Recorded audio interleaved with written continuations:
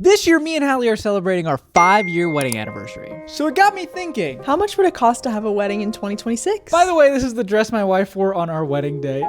First, if you're not getting married at home, you gotta get a venue. A mid-range venue costs about $8,000 to $13,000, but from what I've seen recently, it's more like $15,000 to $30,000. A wedding planner will cost you $3,000 to $5,000, and if you think you don't need one, you can pay $0 and just stress out the whole day. And just for some background, me and my wife run a production company. I'm a videographer, she's a photographer, so we've had a lot of experience in the wedding space. For flowers, if you get real flowers, it's gonna cost you $5,000 to $7,000. If you get fake flowers, it costs you $500 to $2,500. For a DJ, you're gonna have to spend about $1,500 to $3,000.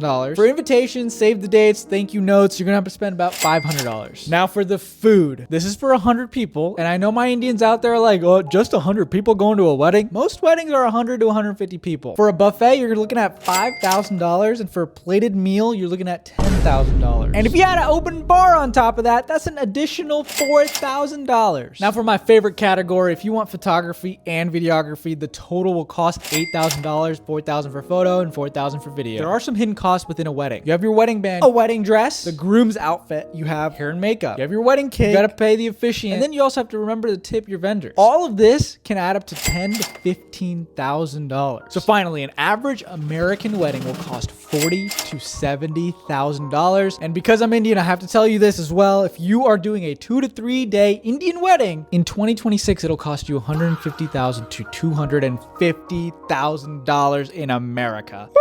Me and my wife Hallie got married in 2021, so the prices have gone up dramatically. Both our parents paid for the wedding. My parents paid for the Hindu wedding. Hallie's parents paid for the Christian wedding. They equally cost about $40,000 each, so $80,000 total. So this is a pretty significant increase for 2-day wedding. So I'm gonna pass the question to you. Is it even worth it to pay that much for a day or two for your wedding? Let me know down in the comments below.